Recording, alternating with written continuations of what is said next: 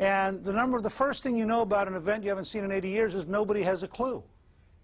So when you tune in on Sunday morning and listen to all these really smart people explain to you whatever they believe, remember, the reason they're doing that is they can't be on TV unless they know something. And so even if they don't know something, they have to pretend to know something. And if you actually track them week by week, you'll begin to figure out they were all wrong. You know, remember, the entire national elite said, we got to pass a stimulus package. If we don't pass the stimulus package, we'll be in desperate trouble. I'm not talking about this year, I'm talking about last year, the Bush stimulus package. Because remember, we are now in the mid-game of the Bush-Obama strategy. It's very important to understand that. On domestic politics, this is not true in social policy. It's probably not true in most foreign policy. But on economic strategy as it relates to finance, there's a Bush-Obama strategy. And this is part of why both parties are going to be so messed up in another 6 months. I mean, it's just going to be chaos. Okay, now what do I mean by the Bush-Obama strategy? I mean, you had last year, I think it was in March, somebody correct me, but I think around March, we had the $180 billion stimulus. Remember that one? $600 checks to everybody who wasn't well enough off to be hated. No money for people who are well enough off to be hated. So, of course, what that meant was, if you were poor enough to get the $600 check, you did one of two things. You either paid off your credit card, or you rushed off to Walmart and bought goods from China.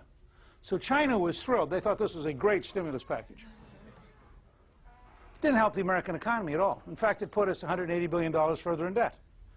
So then I remember, because I was up at the Capitol doing some stuff, and we had the $345 billion housing package in July. Had to pass it. Vitally important. Going to really help bail out the housing project. Now, of course, it didn't work. So then in October, we got a twofer.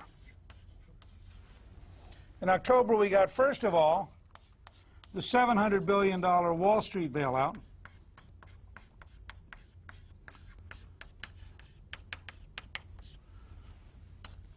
Which the worst Secretary of Treasury in American history had to have, because it was decisive and vital, and if we didn't get it immediately, who knows what bad things will happen.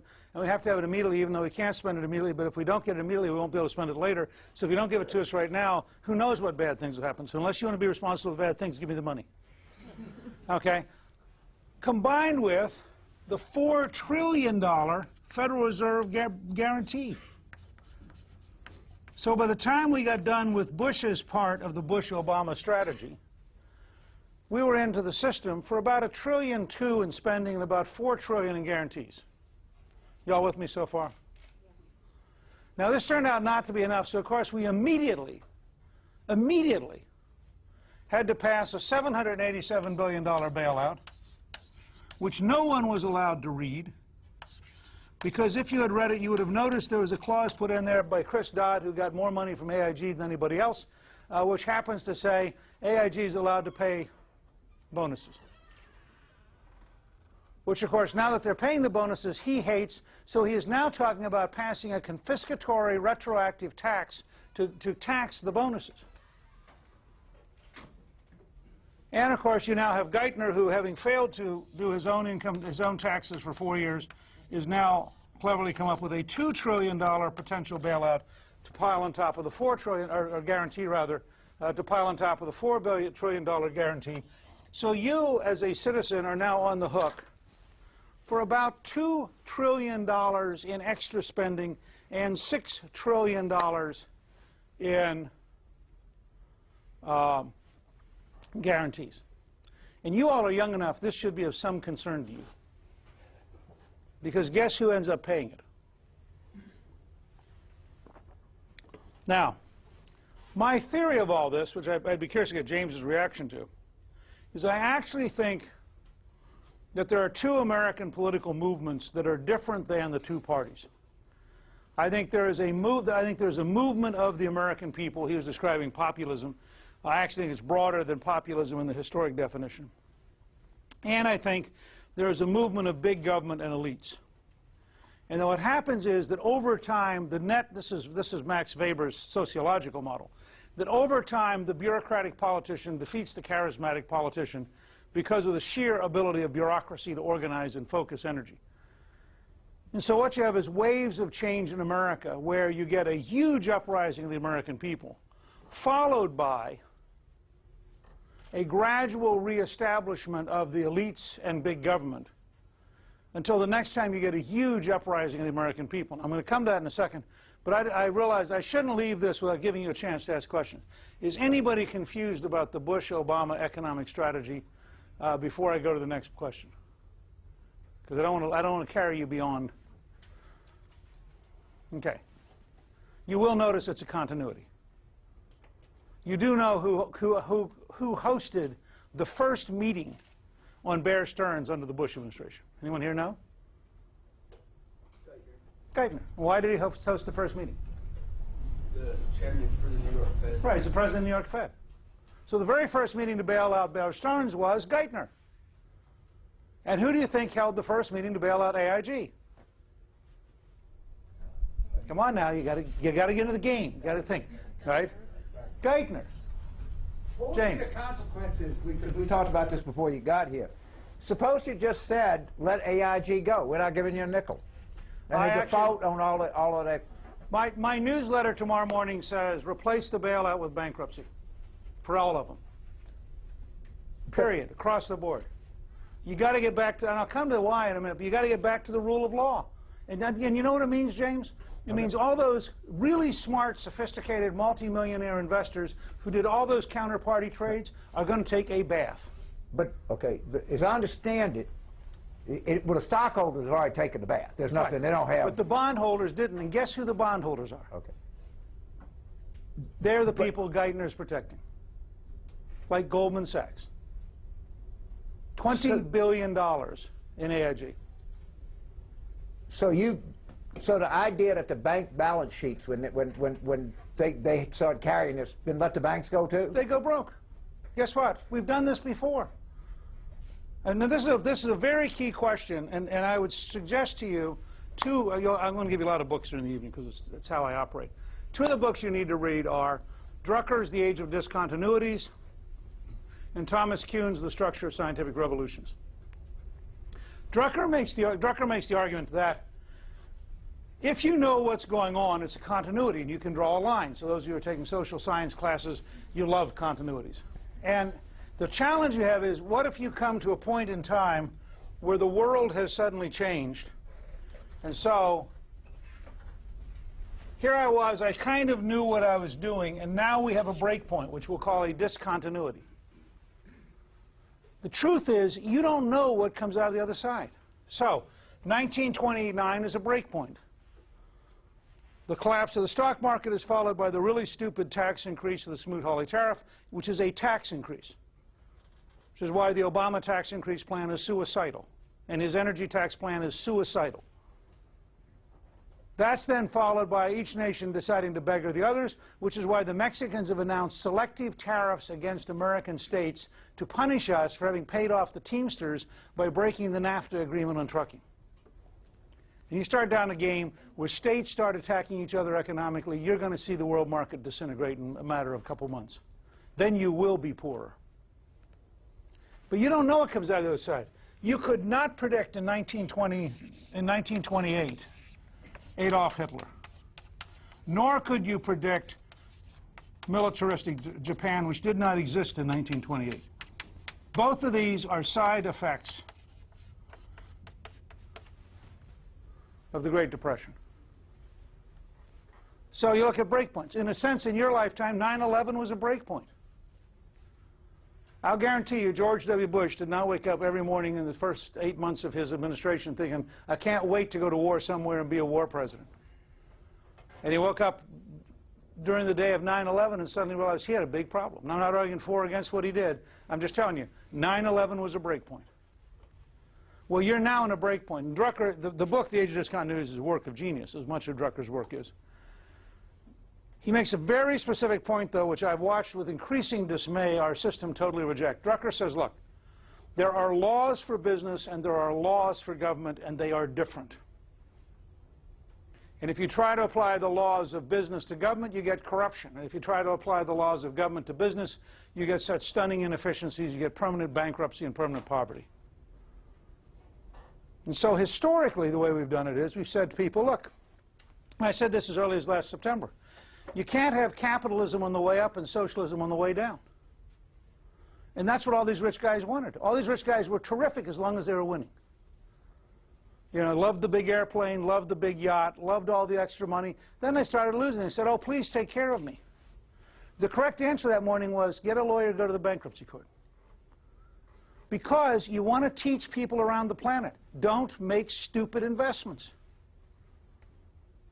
What we're teaching them right now is get a lobbyist.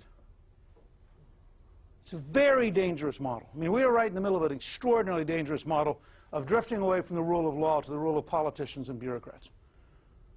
So this is kind of where we are right now. You with me so far? Now, historically, the model I live off of, it's slightly different, I think, than James, is the following basic dates.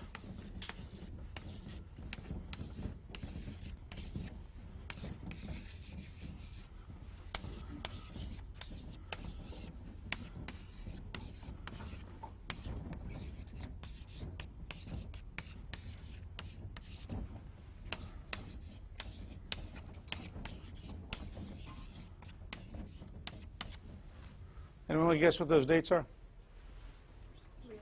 Okay. 1776, 1787, 1800, 1828, 1860, 1896 to 1916. You'll notice it is the only real continuum. This is actually not a continuum. This should be and. 1932 and 1980 and 94. What are those dates? Anyone want to guess? Regime changes. This is the beginning of the American Revolution. This is about as disruptive as you can get. We have a novel coming out in October, a brief commercial, on George Washington crossing the Delaware on Christmas Day. This was the real deal. Okay? So the guys who fought the revolution go back home, Washington goes back to Mount Vernon, and in a few years they figure out that it's not working. And they get together in Philadelphia and basically pull off a political coup d'etat and create the Constitution, get it passed by all the states, create the government. Washington becomes the first president. And in that process, the Federalists, who are absolutely dominant, create a structure of power which is anathema to Jefferson and to his allies. And in the election of 1800, they annihilate the Federalists, which is important for a lot of different reasons. It's the first peaceful example of an opposition party fundamentally breaking a governing elite, and caused enormous tension. The Federalists are stunned at this idea. In fact, they passed the Alien and Sedition Acts, which is sort of the McCain-Feingold of that generation, and said that you are not allowed to criticize the government or you could go to jail. They actually put Jefferson's allies in jail. We had one of the Federalists who proposed that no one should be allowed to criticize between election days, that the government, once it's elected, should be treated with the same respect as the British king. Remember, in Britain, direct criticism was treason, which is why, for example, the Whigs wrote indirectly. Washington's favorite play is Cato by Addington, which is a play about the Roman Empire, because Addington, in order to make his point about the corruption of the British Empire, had to write about Rome, because it would have been treason to have written exactly the same thing about the British Empire. So the Jeffersonians win. By 1824, the Jeffersonians have grown tired, corrupt, and the status quo. They're totally dominant from 1800 to 1824. Totally. The Federalist Party disappears. And in 1824, one of the great moments in a book I want to recommend to all of you, although I'm hesitant to say this in front of James, because if he reads it, we'll be in big trouble, is The Election of 1828 by Remini, which is one of the two books I used in designing the 1994 campaign.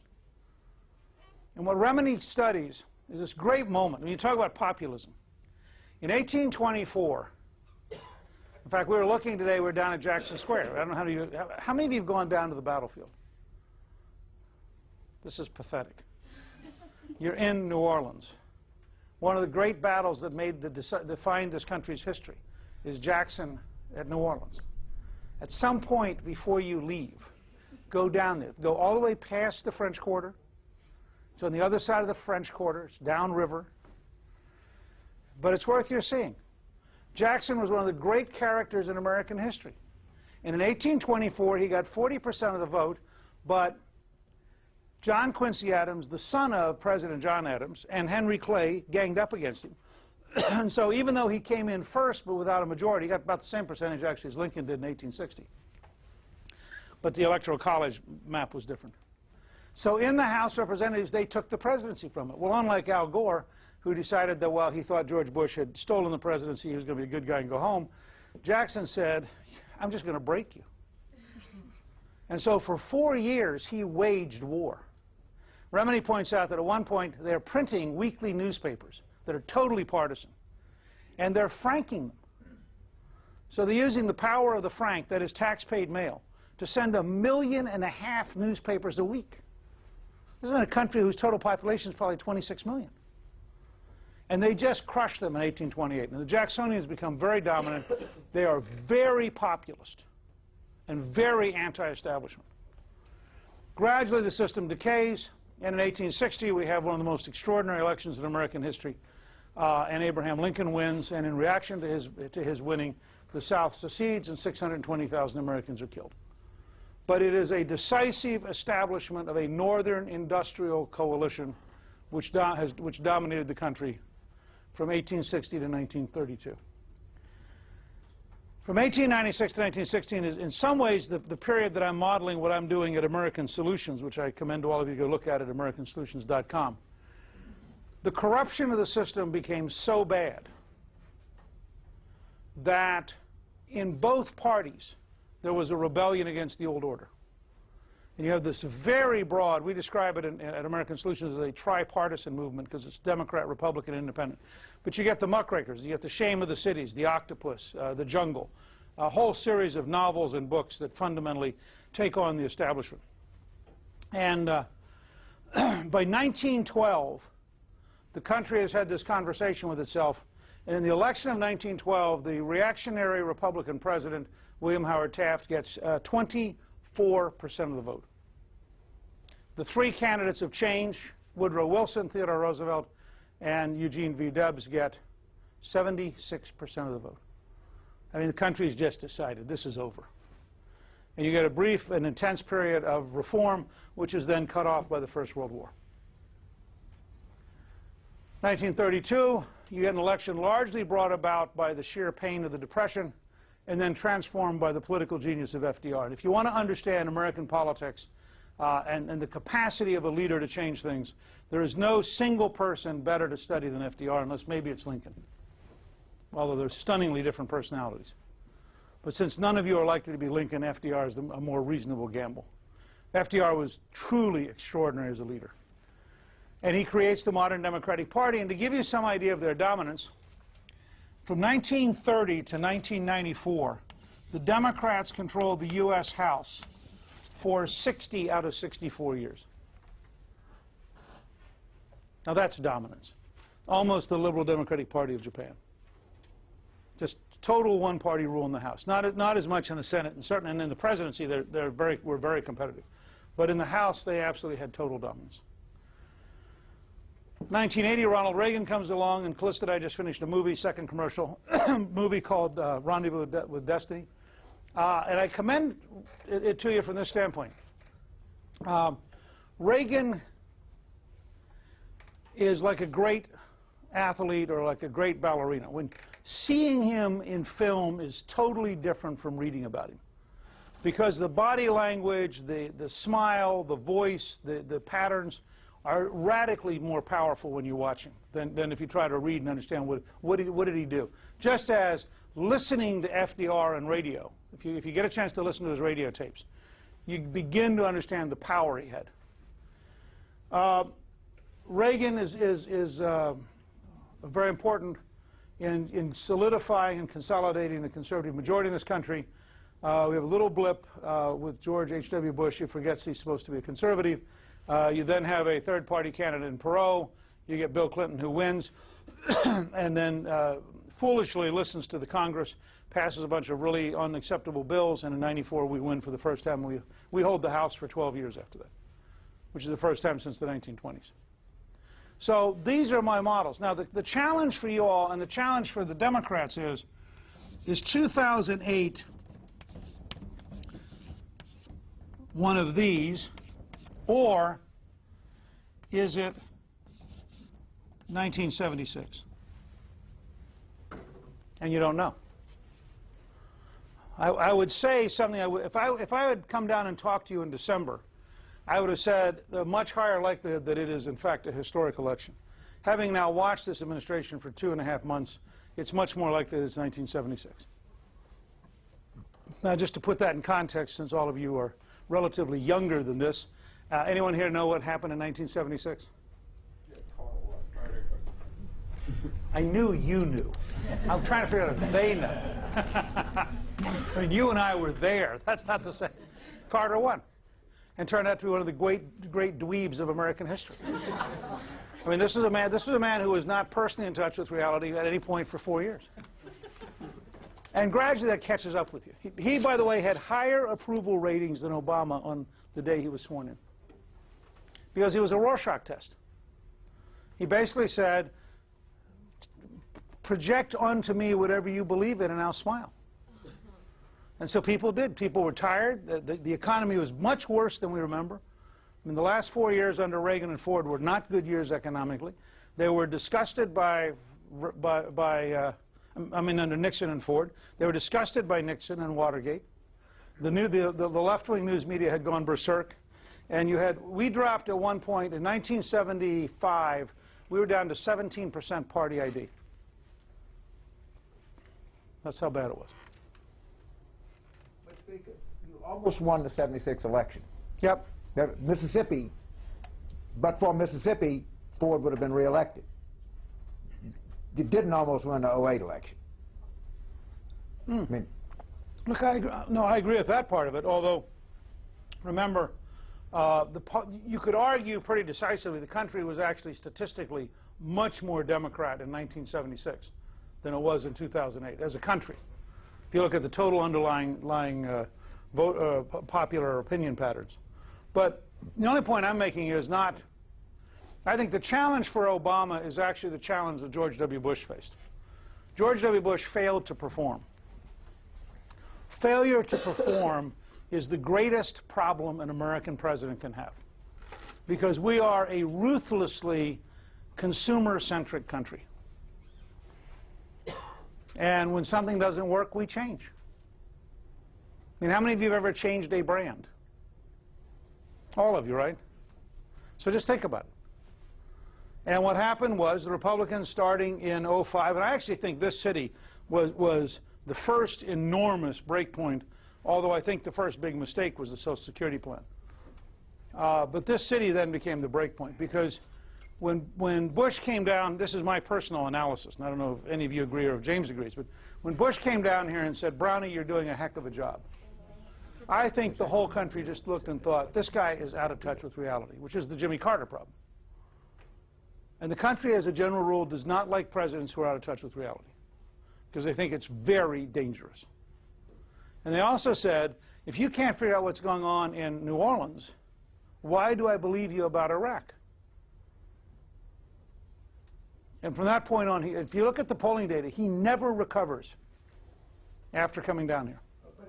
Go ahead. I want to. No, here you go. No, you said something. I just want to lure you out here. Because it seems to me that you're suggesting, you're suggesting, and it's that economically, the Bush and Obama administrations will continuum of the same sort of Wall Street party. Yes. Okay. And your suggestion to, because we sort of for Republicans, is to become a more, is populist a better word, or to sort of be less Wall Street, less corporate party, more, is that well, I wouldn't use populist, which has a particular majority, but I would go back to the Roman model of popularity. That is, there was a party which ultimately Caesar headed at the end, which basically said, in a fight between the elites and the great mass of people, be on the side of the great mass of people. Right. And if you look at most of America is not sympathetic with AIG. No. Okay. But traditionally, though, I just want to explore this, because traditionally the argument has been that the Republican Party was divided between social populists and economic royalists. Right. And that your model seems to be for the Republicans that after we go through this, the troubles or whatever we're in now, yes, that the Republicans need to emerge not just as a socially populist, well, I don't want to use the word populism, is a party that espouses not just angst socially, but angst against economic power, just not just entertainment power or press policy or something. I don't think it's angst. I mean, I think... Or anger. I wouldn't even say anger. I would say, let me try a different way of saying this. Jack Kemp went out in '79 to try to convince Ronald Reagan to be for a 3-year tax cut, the Kemp-Roth tax cut plan. Right. And I talked to Jack before he went out because I was a freshman member and I was part of the Kemp wing of the party, which was clearly fundamentally different than the old guard Republicans. Right. And Kemp came back laughing, and the deal he had cut with Reagan was that Reagan would be for the 3-year tax cut, and Kemp would be his national campaign chairman. And he came back laughing because he said they were having lunch, and somebody came in and said, the Wall Street Journal just came out, and John Connolly carries Wall Street executives by 87%. Right. And he said Reagan looked up, took about 3 seconds, and got a huge smile, and said, perfect. I'll represent Main Street. He can represent Wall Street. We'll see who wins. But in our lifetime, in the Republican stump speech, the villains have included Hollywood, the media, elites in general, but it's never been, the basic Republican stump speech has generally not incorporated Wall Street or corporate America. My question is, as we go forward, do you see that Wall Street becomes one of the villains with Hollywood or with the media or other people that gang up on people? Do you see this sort of emerging in the future of the party? Well, I think, I mean, what my advice to the party is going to be that that a party which is actually willing to be for free markets and is willing to explain that there are winners and losers in free markets, and that rich guys who lose shouldn't be made winners by the government, is, I don't know whether you want to call that it's not making Wall Street the bad guy. I'm saying there are guys in Wall Street who are pretty smart. I know several guys, for example, who got out of the market in 2007 because they looked around and they said, this is just stupid. I know guys who quit buying houses because they looked at the prices and said, this is impossible. Okay, so what I don't like about the left is the left wants to say, on the one hand, let's punish the guys who are successful, and on the other hand, let's take your tax money and give it to the guys who are failing so that our friendly millionaires over here get to fail slowly. I think that is a disaster for this country. But this is I guess this is the part that's different, James, that doesn't fit the language of American politics. Ronald Reagan had actually read Hayek and Friedman. Right. Okay. He actually believed in this stuff. Right. Okay. So it wasn't a question of villains or not villains. Hayek basically says in The Road to Serfdom, you cannot have a planned society that doesn't become a totalitarian state. Right. Because you can't coerce people into doing what the planners want unless you're willing to punish them. Right. Friedman says basically, as Adam Smith had said, so Friedman is really just a modernization of Smith, in the long run, you as a customer are more powerful than you are as a client of a bureaucracy. And if we give you the power as a customer, you'll make choices. And that's why his book is, his TV series is called Free to Choose. And what Reagan is saying, Reagan didn't have villains in the traditional sense. I mean, except the Soviet Empire, which was evil. Which I think, you've got to pick villains, the Soviet Empire. Look, I'm happy to be anti-Al-Qaeda. I mean, you want to get a victim, you want to get somebody to be... But the media in Hollywood have been traditional villains of modern republicanism. Well, it's pretty... I'm not Let me paraphrase Harry Truman. Harry Truman was once told, give him hell, Harry, and he yelled back, I don't give him hell, I tell the truth and it feels like hell.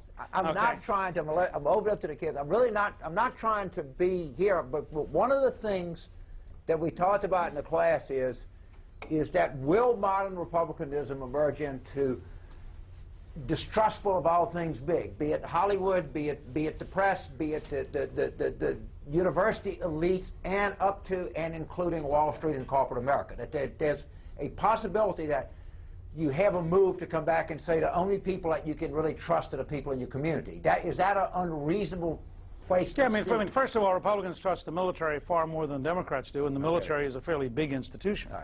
I mean, General Petraeus doesn't exactly, head up the do you see Keystone that Cops. as the Republicans becoming No, more? no, but I don't think. I think where you and I differ. I'm not okay. one, so I'm. Okay. Okay. Let me just come at it from a different angle. I mean, do I think some people, particularly our dumbest consultants, are going to go out and try to find a villain because that allows them to quit thinking? Yes. I mean, these are people who make a living by making TV commercials attacking people mindlessly. I mean, the people who designed the 2004 campaign, I think, basically crippled the Republican Party because instead of having a fight over ideas, and I wrote a paper you can find at newt.org about a governing majority, and we laid out that on 53 different issues, John Kerry's basic position on 53 issues, he was in 77 to 17 minority. He was to the left of Teddy Kennedy. And you could not get the Bush people and their consultants to understand you wanted to run an idea campaign. I know this because we were debating we were doing events together during the 2004 campaign. All right. I'm going to turn it over. Students. Yes, sir. I just don't see how Republicans can become the party against Wall Street when they've spent the last 30 years deregulating Wall Street to the point where they've been allowed to do what they've done, like men like Bill Graham, who ran McCain's economic wing until he said the Nation of Whiners thing. I mean, like, is it just going to, like, a switch comes off? Let's look at deregulation. You have a 200-person office to look at Fannie Mae and Freddie Mac. 200-person, $62 million a year budget, federal regulatory agency to look at two places. They're useless. Warren Buffett said, I look at more than 2 companies a day by myself. What were these people doing? You passed Sarbanes-Oxley, which cost the average small company $3.8 million a year in compliance and achieves nothing. You had plenty of regulations to go after Madoff. That's a criminal problem. So I want to start with, the first ground rule is we ought to slow down and find out what went wrong. And what you're going to find out is it wasn't the failure to regulate. The first thing that went wrong is you had a couple of companies making a ton of money who are supposed to be like Standard & Poor and Moody's, who were supposed to be evaluating accurately the value of paper. And they were lying. Well, this gets you right back to Enron. 15 people at Enron went to jail. I mean, when you break the law, there ought to be a consequence, as opposed to saying, why don't we pass another round of regulation on top of the regulation we have so we can really be totally screwed up? And so I want to start with, my position is very simple. If the Republicans want to immediately become different, all they've got to say, and this is what I'm saying tomorrow in my newsletter, stop the bailout. Now, I'm not anti-Wall Street. Those Wall Street companies that are healthy are going to survive. Those Wall Street companies that are unhealthy aren't going to survive. I represented the Atlanta airport for 20 years. We went through deregulation. I had 18,000 people at Eastern Airlines in my district. Eastern Airlines disappeared because the machinist union and the management decided it was more fun killing each other than it was running an airline. Now, what happened was AirTrans replaced them. It took 3 years. But the idea that we should have intervened and bailed out Eastern and propped up Eastern and given them whatever they needed because they were too stupid to get together is a crazy way to run a free market. And so the Republicans can very rapidly start to regain a position by turning it into a principled argument that the government is incapable of managing the American economy, and the idea of the Treasury bureaucracy micromanaging Wall Street is an absolute... Especially as the minority party in the legislature, where they cannot vote for the bill, and it's going to go through in the House especially. I mean, how do they make a stand to change the dialogue from being this villains and sound clips to issues and principles? Well, the first thing I would do, my advice to Republicans would be simple. In the district of every Democrat who voted for the bailout, make sure you're running ads next week that say, your member voted for the bonuses at AIG.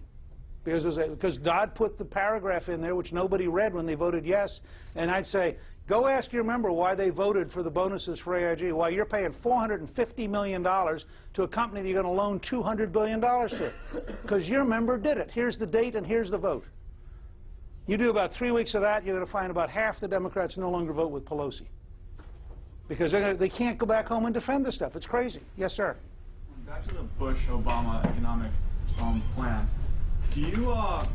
What do you think about the possibility that these bailouts and these guarantees, had they not been put in place, the market would have just gone straight to the ground, and another depression could have happened? No, it would have gone straight to the ground and would have bounced back.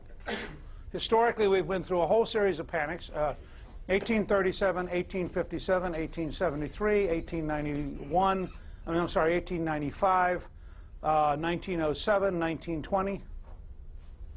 And historically what happened is it went down very fast, and everybody who was really stupid lost a whole lot of money very quickly, and everybody who was pretty smart began buying up all the properties because they had money. And within 18 months, it began coming back. What we're in danger of doing is creating the Japanese economy, which this is very important to your generation.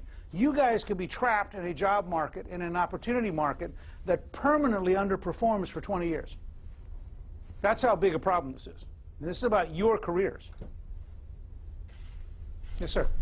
Do you think it would be fair to say that while this strategy may be effective if labeled against Nancy Pelosi and Reid, House and Senate, it may not be effective when targeted against like an Obama bailout when his popularity is so high and the American voters are still very tied to his His current approval rating is lower than George W. Bush at the same point in 2001.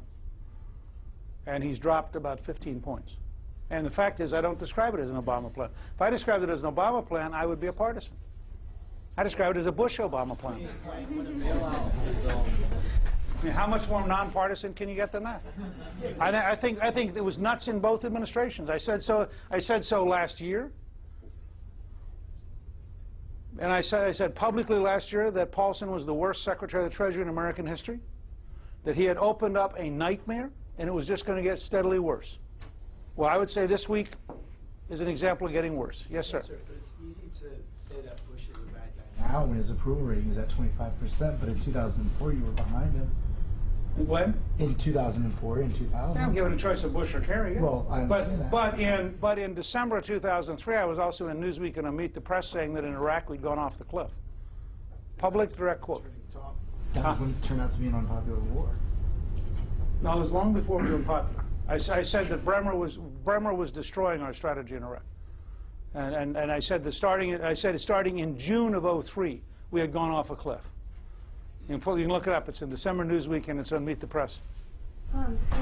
If the government is incapable of managing or regulating the economy, then in terms of asymmetric information, like with collateralized debt obligations and really smart people who are able to design with their financial models derivatives and things like that, how else can you prevent something like what happened from happening again, yet people putting that off their books in a different way, if not through what they've done so Well, far? first of all, there's a difference between regulating and managing.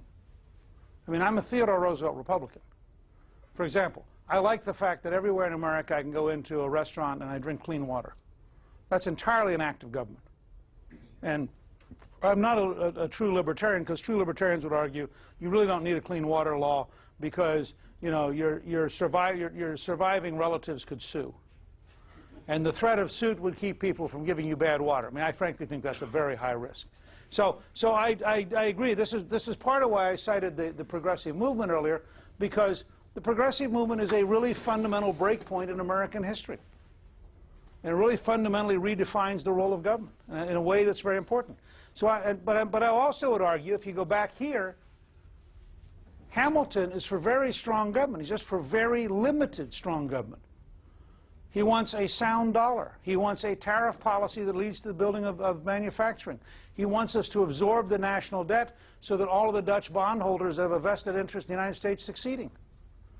These are not weak. This is not a weak government. The Federalists were for a strong but very limited government. And the reason they were for a limited government was their experience of the British. And you really see this if you read Gordon Wood's History of the American Revolution and his History of the Creation of the American Republic. And Gordon is one of the people who taught me. He's a professor at Brown. And I mean, he taught me in the sense he came down to the Capitol and we had dinner and spent hours on this. The Jeffersonian critique of big government is that it is inherently corrupting. And this is the core reason we go through all of this stuff with campaign reform and lobbying reform. You have a government which spends $4 or $5 trillion. You're going to have so many choices and so many opportunities. You are inherently corrupting the system.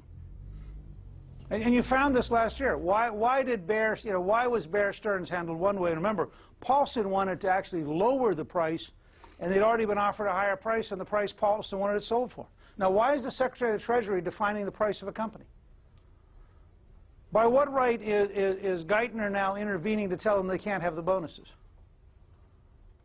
Because once you get involved in this kind of micromanagement, who decides? You know, at one point last year, the Securities and Exchange Commission decided they would protect 799 companies from being shorted. And I said at the time, how did they get to the number 799? I'd like to see the discussion and the paperwork that it wasn't 797 and it wasn't 801. This is not the rule of law. This is just pure, personalistic, bureaucratic decision-making that is inevitably corruptible. And so you start with the idea that you do want regulations, but you want the regulations to be transparent, you want them to be clear, you want them to be enforced. So 2 points about all these fancy things. The first is, all these stunningly clever people who designed all this stuff were really pretty stupid. And the fact is, if we'd allowed them to pay the cost of their stupidity, they'd all gone broke. And I don't mind if Harvard MBAs go broke and Wharton MBAs go broke and Kellogg MBAs go broke, because they were all out on the edge because they were so arrogant and they had so much hubris. They thought that they had eliminated history. They thought things that went up never came down. And that's an important reason for letting people go broke, because you want to teach a generational lesson. Don't be stupid. Now we're not teaching that. What we're teaching now is find a politician. That's a very dangerous model. Second, people ought to have a pretty good rule here. Be careful what you buy. You know, if something looks too good, it might be. And I think that there are things you may well want to say that institutions that are certified by the U.S. government can't have derivatives. That if there are certain things that are unknowable, we should define them as unknowable. And then frankly, you move them from Wall Street to Las Vegas. You call them gambling, not investment, and you don't worry about it. I mean, adults who want to go and wager on things that are crazy, allow them to do it, but then say to them, no parachute. I mean, you want to take your money and go to Hong Kong and invest it in a really stupid idea, fine. That's what a free country is. This is one of the key challenges we're going to have in the next 10 years, a dialogue about what is freedom. Should you be free to make a mistake, or should the bureaucracy protect you from yourself? All right, this is the AIG question. I don't know. You say that the country could sustain it if AIG went bankrupt. Sure. And all these credit default swaps and the bank balances, whatever. Some people say not. But whatever it is, AIG has, through these derivatives, they have an enormous impact on the banking system in the country. Is there anything that government could or should have done at some point to say, we're not going to leave, you know, we have three different branches of government here, the founding fathers of the government. Is there something to be said for the fact that we're not going to be vulnerable to the stupidity of one country, of one company? That one company amasses so much of these instruments that its failure will either, according to some, wreck the American economy, according to others, hurt severely the American economy. Yeah, look, I'm a Theodore Roosevelt Republican in the sense that one of my conclusions out of the last 10 years is, if you are too big to fail, you're too big to manage. Okay. And I would break up Fannie Mae, I'd break up Freddie Mac, I would break up AIG. I frankly wouldn't defend any of the biggest banks. And I'd say, if you're too big to be managed, you need to become smaller.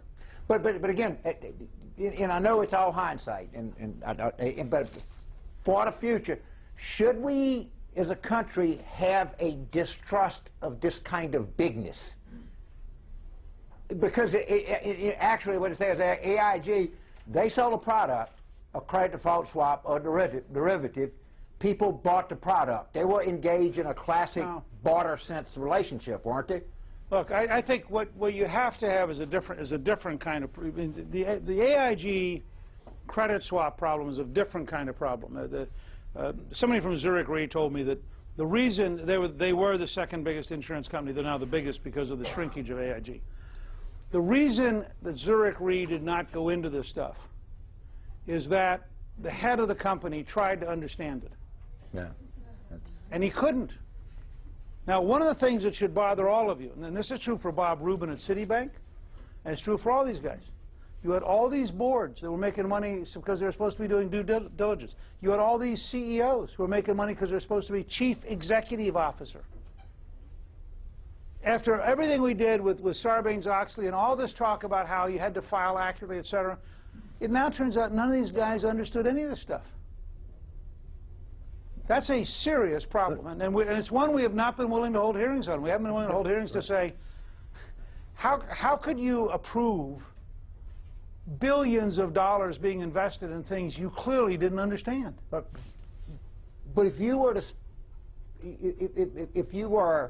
to speak at a House in 2004, or not to make it personal, what could the government have done to prevent a company like AIG from amassing from having a position to, according to some, severely wounding the American economy, according to some, killing the damn thing? How? Look, it's clear in retrospect there should have been a lot more hearings on the whole rise of derivatives and credit swap. The people literally didn't understand it at any level. There's no question about that. I think it's also clear in retrospect that the last years of Greenspan's chairmanship, that they kept the price of money way too low. Right. And I think that clearly led to the housing bubble, and the housing bubble is part of this. I also think, though, that some of this, we began discovering, this is not new. Barings, I think that's the name of the firm, it's an old British firm from the 1820s, went broke because a 29-year-old in Singapore played games with it. This was like 8 or 9 years ago. I mean, so we've known for a while that there were systemic capability of random guys. I mean, the one guy who did most of the damage to AIG is retired in London, and the damage was done in London. Mm-hmm. And so I think there's a serious question about what would the right kind of transparency be. Part of the difference between the current system, and this is a good argument for why you've got to rethink the whole system. In the 1930s, people like Sam Rayburn, as chairman of the Commerce Committee, held endless hearings trying to understand what went wrong. Because they did want to go back and write new law, and they wanted to figure out new things. I don't think we've had anything like the number of hearings we ought to have that aren't gotcha hearings, but they're actually, how did it happen, and why did it happen, and what were people doing, and what did they think was going on? And I think, frankly, a lot of very senior, sophisticated people would be stunningly embarrassed. I couldn't agree with you more. Can I bring us back to the Yes. class? Because, speak to this, Steve Schmidt was here, and he said when McCain famously, notoriously, and critically, mortally ruining his campaign, parachuted in post-Lehman to pretend to be, potentially be a free marketeer, because at that point, you're right, Bush was redistributing wealth. He said that they were in a room, and you were there because you were on the Hill. He said they were told, and we were told this by the Obama people and everybody, every smart person in the world said if they didn't do that, even if it was against every free market instinct, which he wanted to do politically, the entire global economy would collapse. And then they moved with the velocity that we now know, which precluded all of what you just said should have happened. How did we get here? Passing and all that in the first place. That political, if we were not in that heat of a political environment, would there have been some mechanism for us to take a step back, take a breath? You were talking about mark to market and that kind of stuff, but is it even possible to have SETI at that period of time in our political system? Well, it's not possible if you have the three people who were at the center of this. You had Bernanke, who's an academic from Princeton. You had Paulson, who was a trader at Goldman Sachs.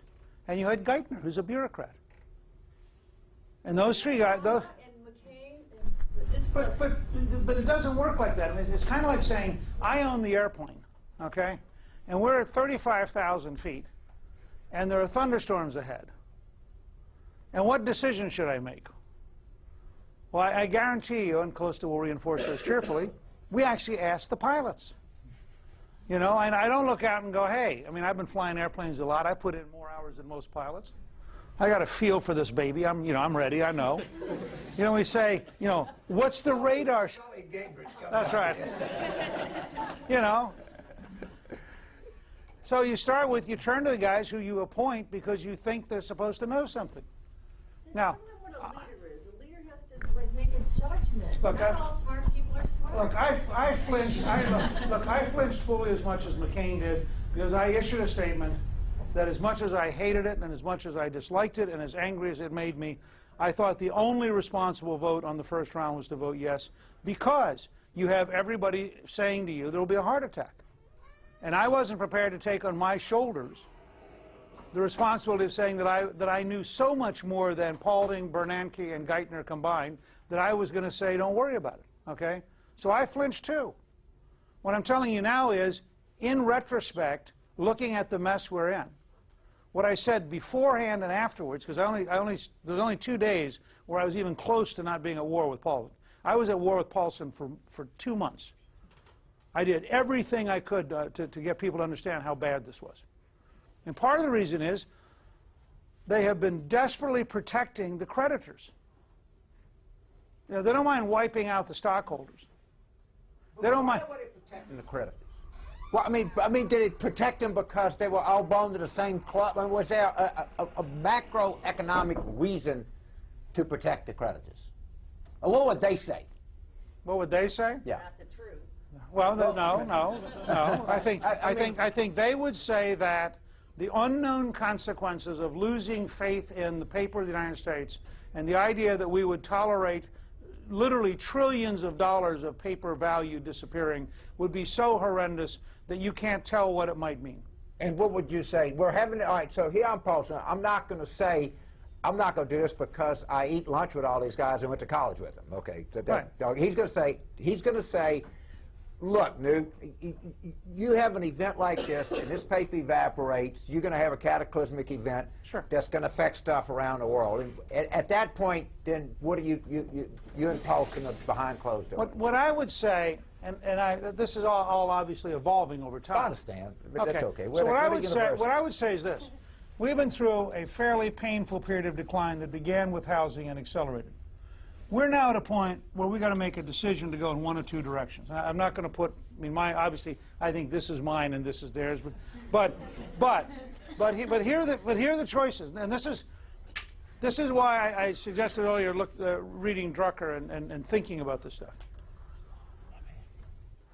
I believe the long-term downward consequence of allowing politicians and bureaucrats to dominate the American economy, the fiasco you're watching every day. I mean, it now turns out that Chris Dodd, who is the largest recipient of AIG money, is putting a special loophole in the 787 billion page bill that nobody read, so that AIG can pay the $450 million. And now that the public has learned about it, they're enraged. And so now we're going to go back and mug AIG. I mean, just think about the stuff that's beginning to build here. This is the breakdown of the rule of law, I think, for the first time in American history, where we're basically saying the law is what the president, 218 House members, and 60 senators say it is, and if they decide to rip you off, confiscate your property, ex post facto, go back and say, we've now changed the rules again. Why would anybody invest in that kind of world?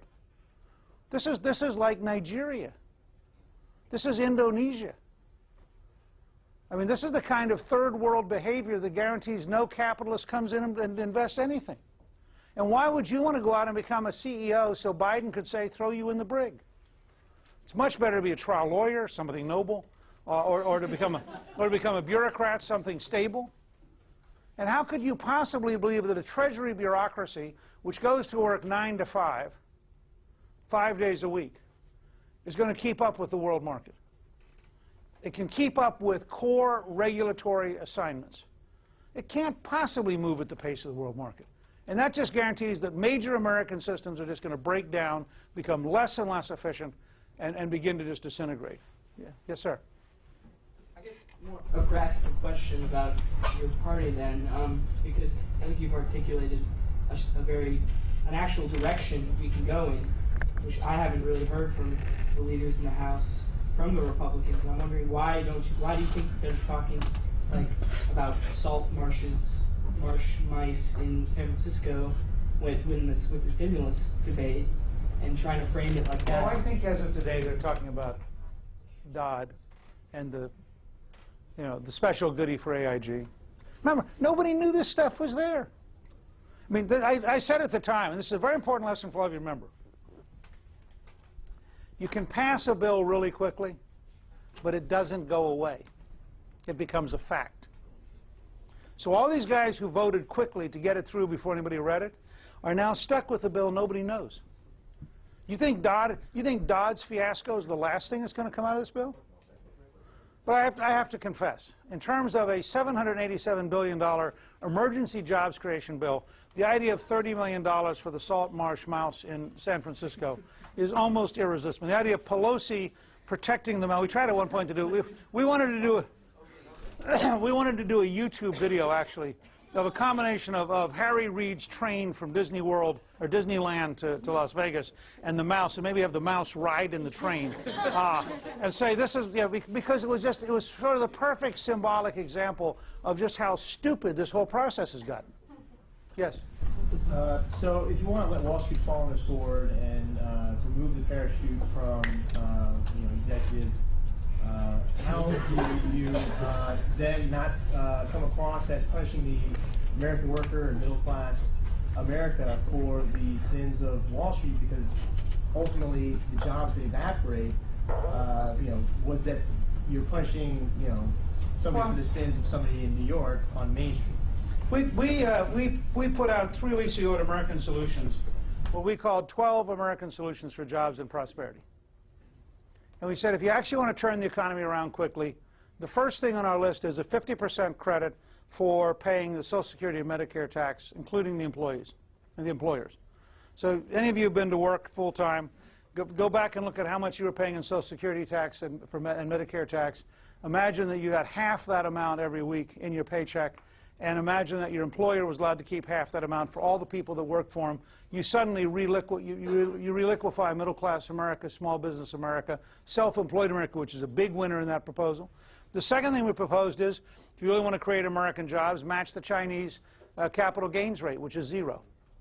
If you have 0 capital gains overnight, you put about $1 trillion of value back into 401ks and back into college savings accounts and into pension plans. Third thing we said is, if you really want to compete with the world market in creating jobs, match the Irish corporate tax rate, which is 12.5%. Now, I can give you a whole set of things you could do that would make life dramatically better for normal, middle-class, working, small and medium-sized businesses. But it wouldn't bail out AIG, and it wouldn't bail out Citibank, and it wouldn't help Wall Street. So there are a lot of ways to create jobs in America that don't require you to pay off the big boys who are stupid. Yes? But what do you say about, first of all, given that Social Security is a pay-as-you-go program that already has funding problems of its own, how do you reconcile with cutting Because you revenue? put it in as a 50% offset, so you take the very money we were going to give AIG and you put it in the Social Security Trust Fund. Okay. It's exactly the same. It's a pass-through. And also, what do you say about the correlation between the fact that corporate profits tax and the top income tax rate has gone down, pretty consistently with a few ups in there, but gone down pretty consistently since the 1970s? And the fact that the income of the median family, that the incomes at the top have increased, but incomes of the median family have barely gone up. First of all, corporate tax rates haven't gone down. The corporate income tax in America today is the second highest in the world, and if you add in state income taxes, it's the highest. We have the highest business tax rate in the world. So it just hasn't come down. I think that's a fairly important thing. Yes? I just want to refer back to that. If you're too big to fail, you're too big to manage. Doesn't the conservative economic model just inherently encourage these economies to scale with aggregating multiple corporations into one and making the cheapest good possible and lowering the market as far as you can for everyone? I guess a race to the bottom. Who is to tell them? Why is it a race to the bottom? Why is the rise of Toyota the race to the bottom? Economies of scale always win. But why is that a race to the bottom? Why isn't it a race to the top?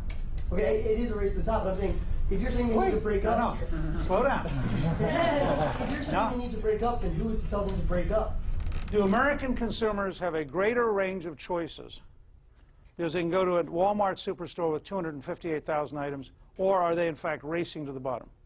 And do you have a greater range of choices in automobiles because the Toyota production system is dramatically more efficient and more productive than its competitors?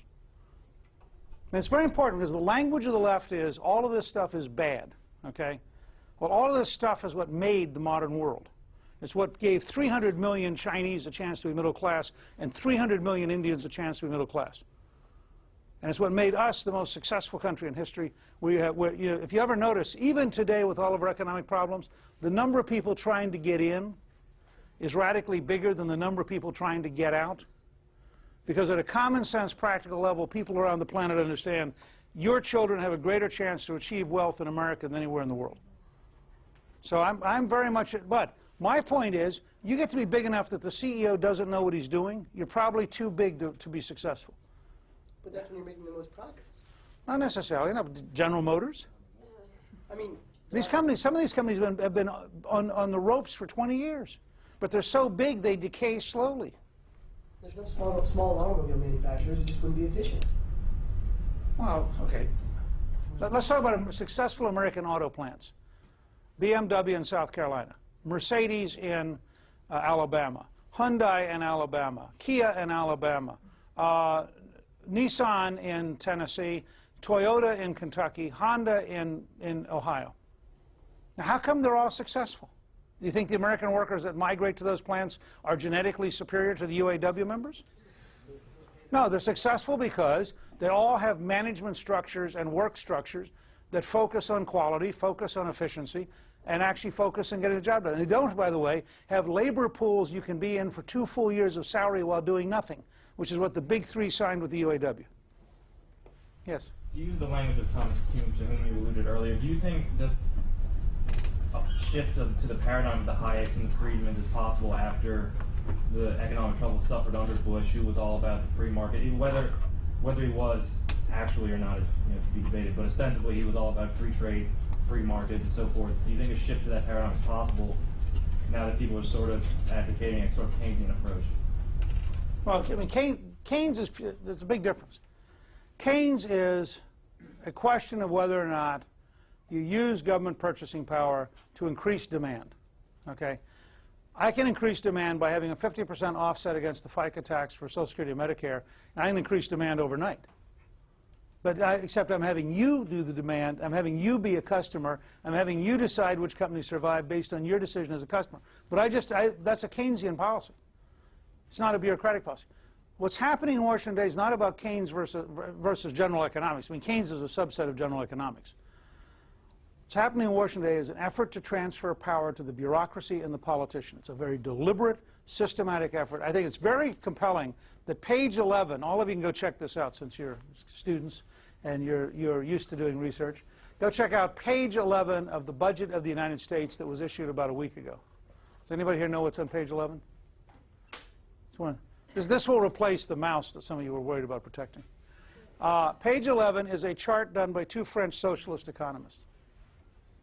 Now, how somebody in the White House could have been foolish enough to take Ségolène Royal, who was the socialist candidate for president in France, to take her economic advisor and put him in the budget of the United States is just beyond me. I mean, it allows me to go around the country cheerfully and say, I would not actually talk about the degree to which this administration wants to have French socialism if they weren't insisting on putting it in their own budget. But it's a fact.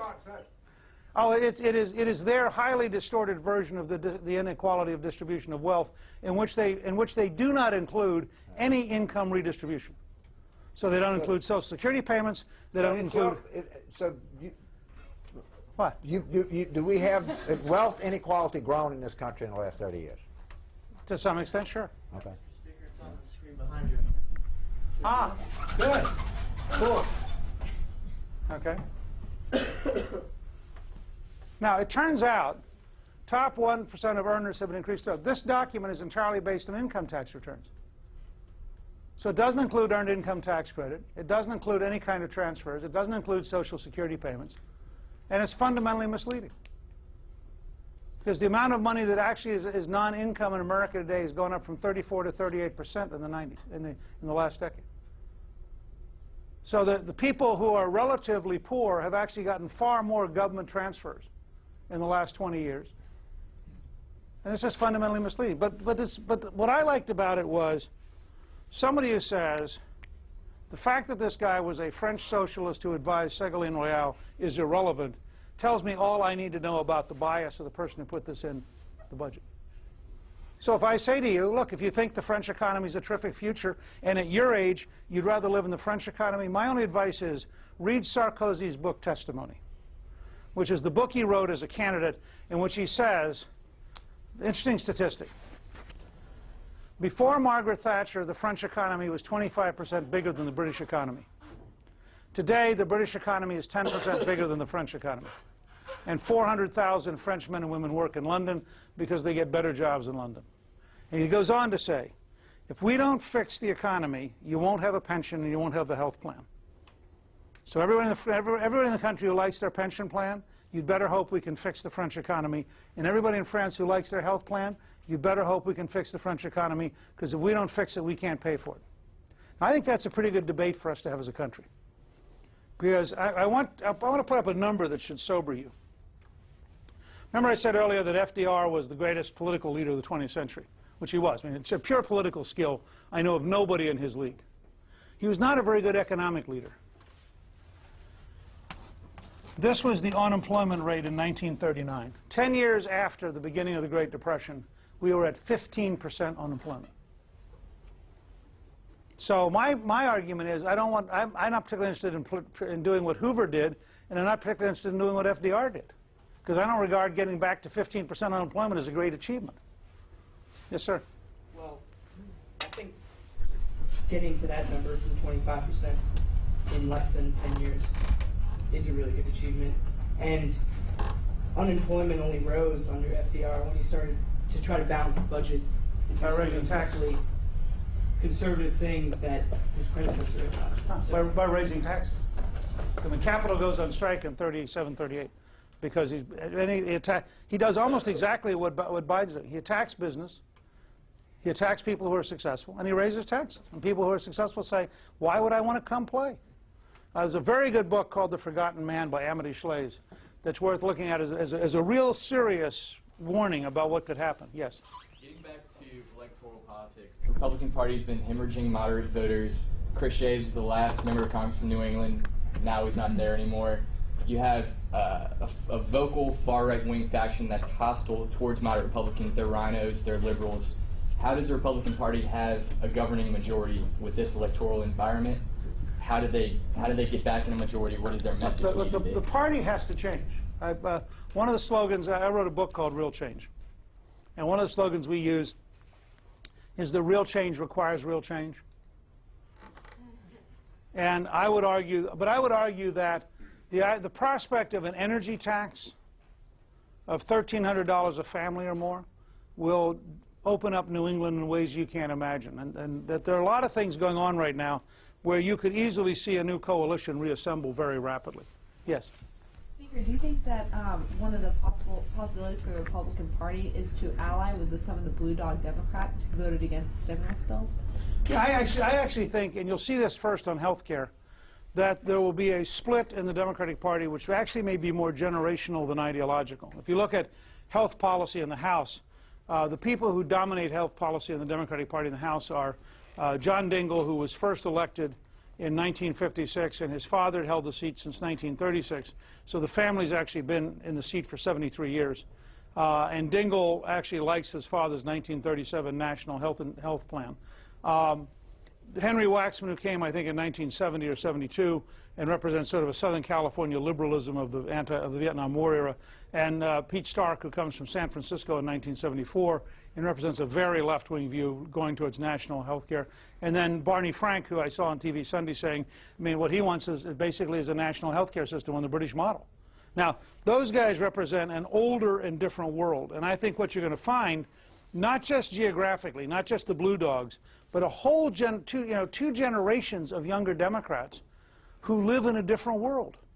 I mean, they live in a world of BlackBerries and Twitter and iPods and YouTube and ATM machines and, you know, cell phones with cameras. And they just know that it's different than the world of Stark and Waxman and Dingell. Yes, ma'am. Along the lines of attracting and aligning with other people, we've been talking a lot about the rise of minority groups, and how does the Republican Party address that? Well, I think in a city that has a Vietnamese congressman who's a Republican and a governor who's Indian American who's a Republican, it's a great place to talk about how you address that. You recruit people who decide they share your values. But I'll give you an example. Indian Americans own 40% of the hotel rooms in the United States.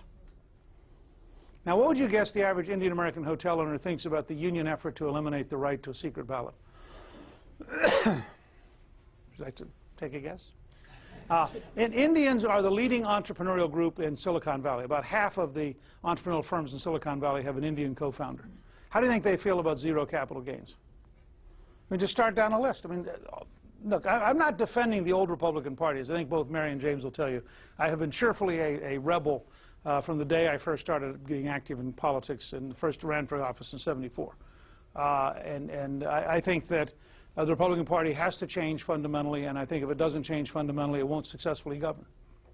Yes, sir. I saw the newspaper this morning that you were also in town for a fundraiser for Congressman Gowan.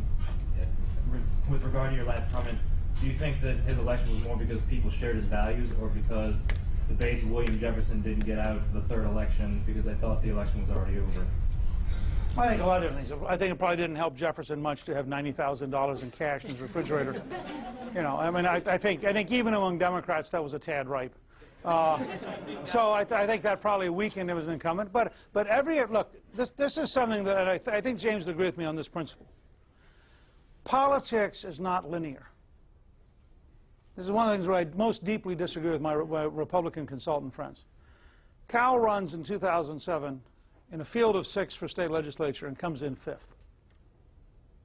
He turns around, comes back the next year and thinks, you know, I think this guy Jefferson is mortally wounded. I think he's a crook.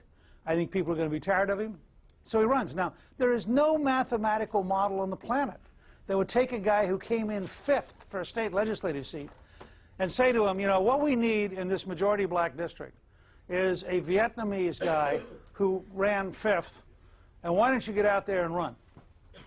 And this is what makes politics endlessly fascinating. All three of us, Mary too, have had campaigns with various people where, you know, you can't imagine in advance that this person can win. And something happens, there's some magic. So I just started the idea, you know, I think he has a very tough race next year. On the other hand, I think he's a very attractive person who works very, very hard. And I think it's going to be interesting to watch. And I believe very deeply, some of you will find this slightly bizarre. Callista, a couple years ago, got me several of the Edgar Rice Burroughs Mars series. I don't know how many of you know this, but Edgar Rice Burroughs, who was most famous for writing Tarzan, wrote a whole series of novels about Mars that are sort of very early science fiction. And he has this one guy whose basic statement over and over is, where there's life, there's hope. And so you get into these, you know, these were real potboilers written in the 20s and 30s. And you get in this scene where, hanging by a thread over the pit with the huge animal about to eat him with nothing else going, you know, the hero promptly says, don't despair, where there's life, there's hope. And then, of course, something good happens. That's politics at its best. I mean, you can't track Obama from state Senate through U.S. Senate to taking on Hillary Clinton to winning the presidency. You cannot track Lincoln from one term in the U.S. House to the presidency. It is impossible to invent a computer game in which Lincoln wins the presidency. And so you just have to decide, you try to find out. Yes, ma'am. To prepare for this class, we read an article written by Karl Rove, in which he said that the Republican Party should not move away from social conservatism. Do you agree or disagree with this? Well, I agree in the core principle that for the Republican Party to attempt to be an anti-social conservative party would guarantee a third party. And I mean, you would be like, why don't we reinvent Perot? Except this time it won't be over taxes. This time it'll be over right to life or something else. So in the broad sense, we will remain the socially conservative party. The Democrats will remain the socially liberal party. And I think it'll be very hard for us not to do that. Yes. Just to quickly change to your criticism of Obama's proposed energy tax. what do you think about the possibility that this tax will spur innovation, especially in alternative and renewable energy sources? I think it might, but I think it's easier to do that by incentives. If you really want to spur innovation, have tax credits and prizes. Because I'm against punishing people, and I'm against the government getting the money. I mean, it's very clear this is a tax. This is not a plan to reshape incentives, because in their budget, they have $640 billion from the energy tax, and they have a little asterisk that says, by the way, there'll be a lot more than this. This is the amount we're reserving. Okay, so I think they think this will raise $1 trillion. Well, I'm a conservative. I don't think the current government is too small. I think it's too big. And so I want to shrink the current government, not grow it. And Obama wants to grow it. It's a fundamental difference about how you see the future. One of the things I have an issue with on your Obama-Bush spending policy is that Obama, in addition to the spending raises, will also raise taxes. And don't you think that in terms of the energy tax, you need to find a way to fund these incentives towards innovation and efficiency? Well, first of all, you passed a $787 billion stimulus package nobody's read, and then you tell me you need more money. Well, I'd rather take $400 billion out of the stimulus package if you want. I mean, you can't have it both ways. They like big government. They are the movement of big government. They want bigger government. They want more bureaucracy. They want politicians to have more power. That's not illegitimate. I just happen to think it's wrong. I think if you get a chance sometime, in Real Change, there's a chapter on Detroit. I really encourage you to read that one chapter. Detroit in 1950 had 1,800,000 people and the highest per capita income in the United States. Because of bad politicians and bad policies, the city of Detroit is under 900,000 people. It's the first American city to slip below 1 million, which means over half the housing stock in Detroit is vacant.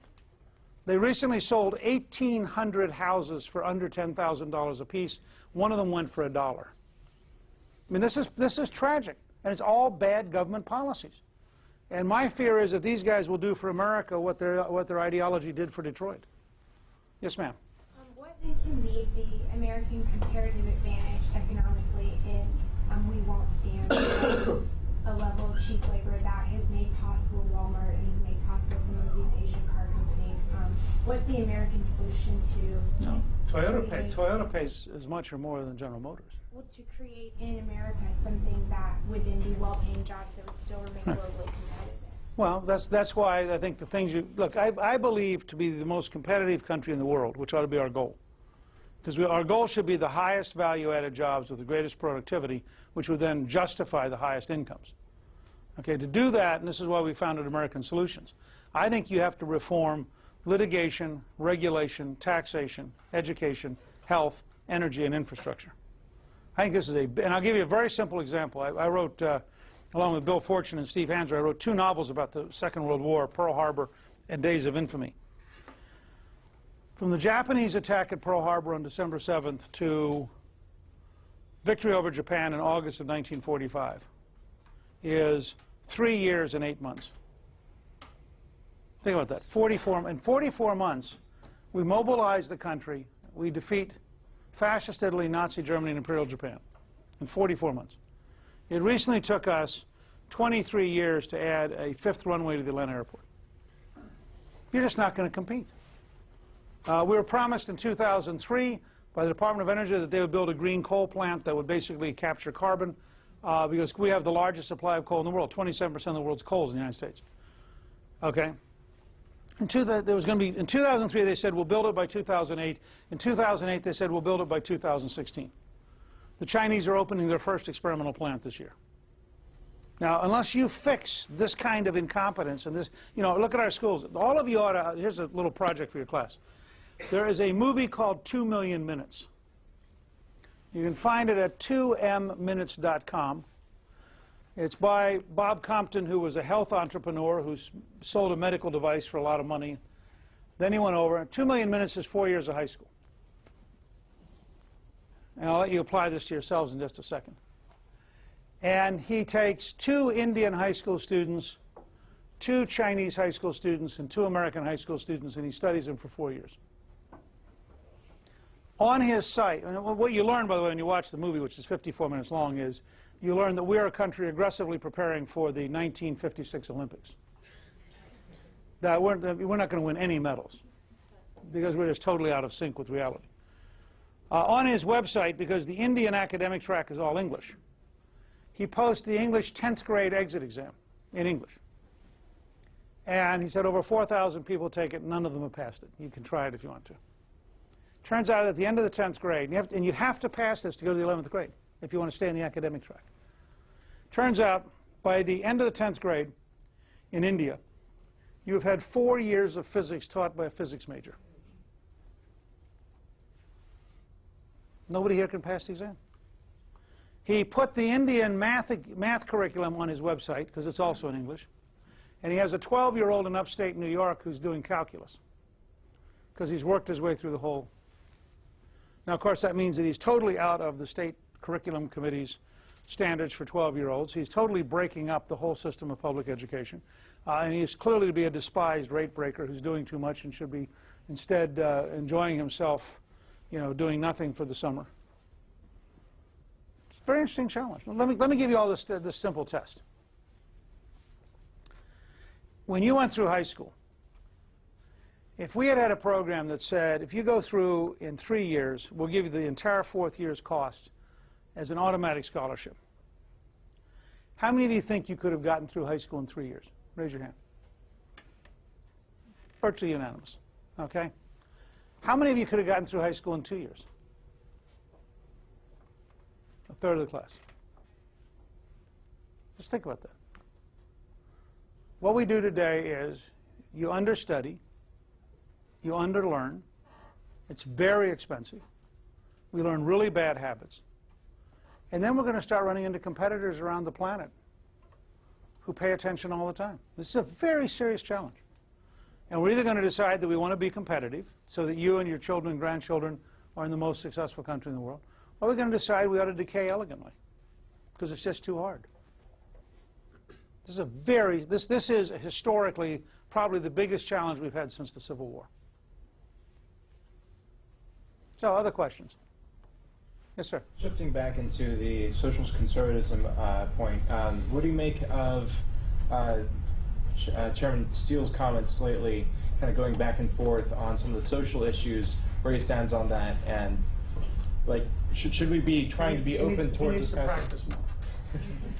Look, I talked to Michael yesterday. I mean, look, he's a smart guy.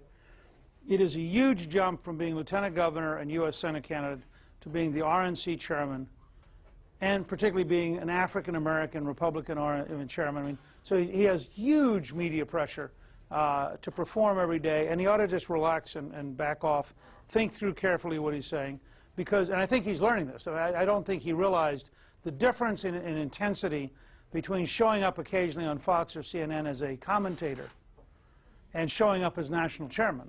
But he is smart, and I think he's going to recover. I think he'll end up doing fine.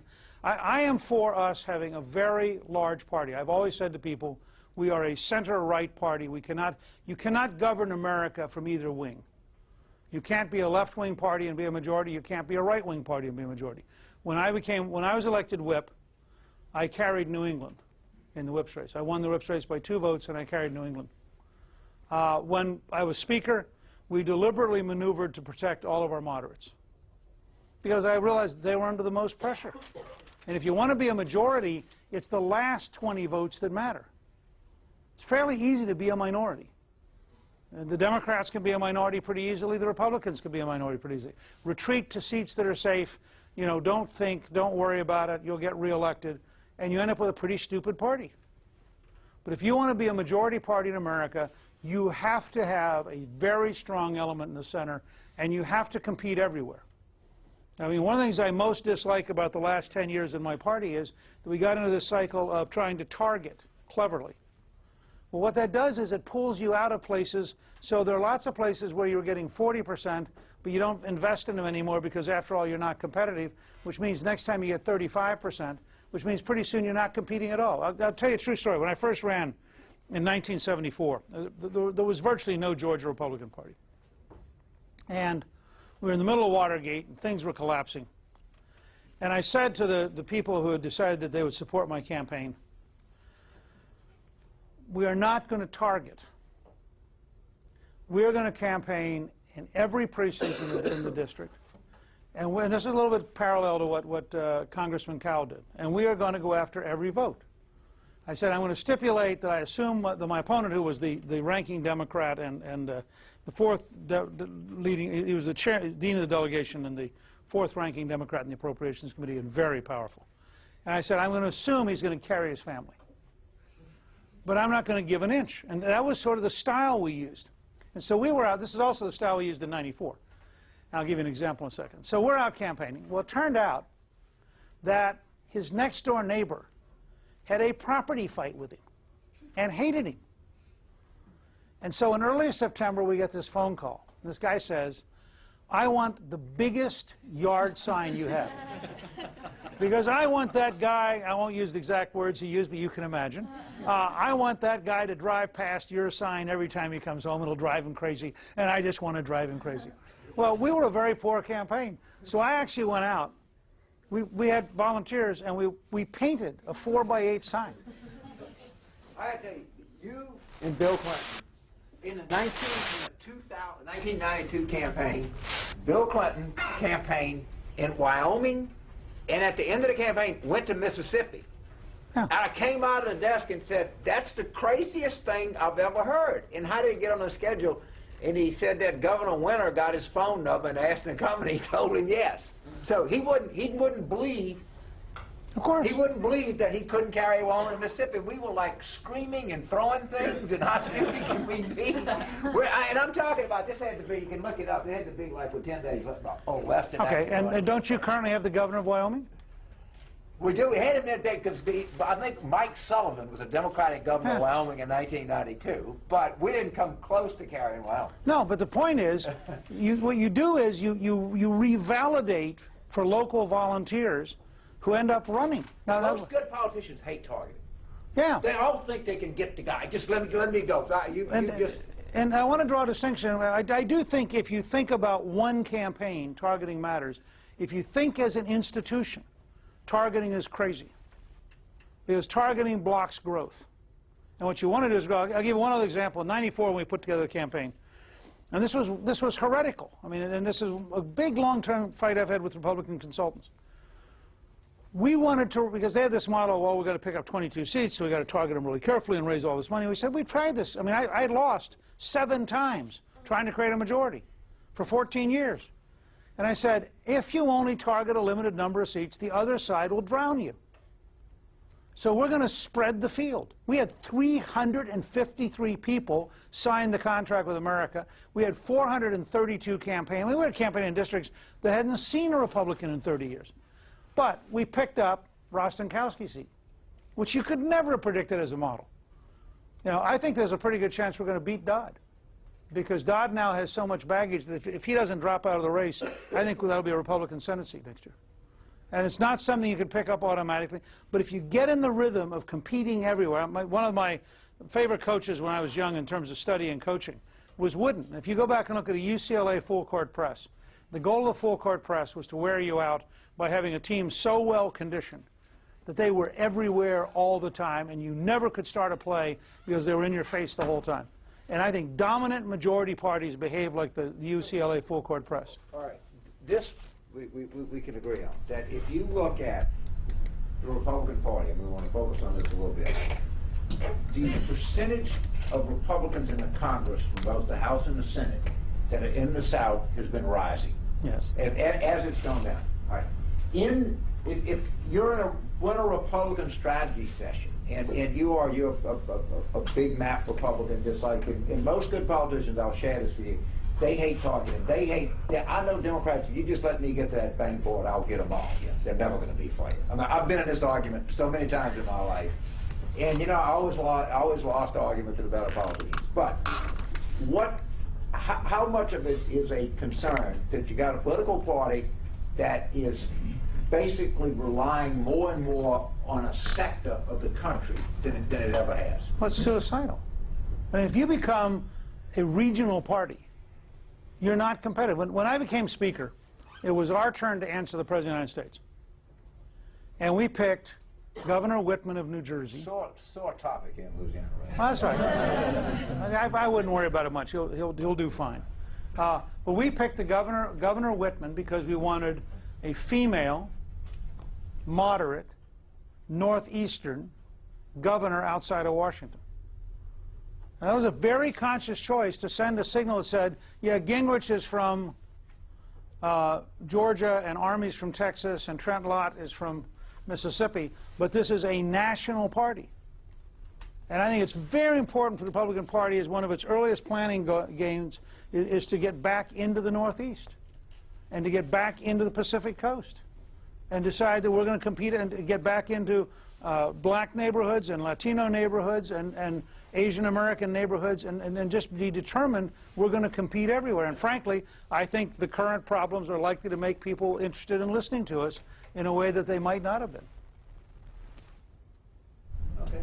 Yes, ma'am. This is an unrelated question, but I don't know, I'm sure you're familiar with the recent Veterans Care Bill that was just passed by the Democrats. And I was wondering, on the one hand, Democrats seem to be fighting for some sort of universal health care system in one way or the other.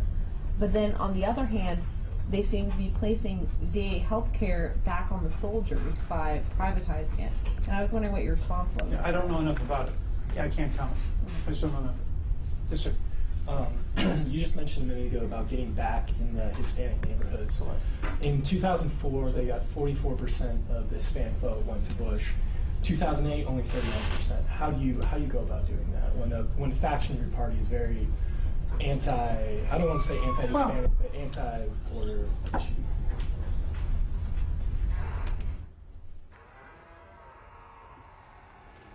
Let me start and say I don't take any number in 2008 seriously, because I think 2008 was a performance election. They were going to give me one. That's okay. I'll take this one until they show back up. Thank you. That's nice of you. Let me share with you my personal experience for a minute. I'm going to eliminate the Bush-Obama financial bailout big spending plan.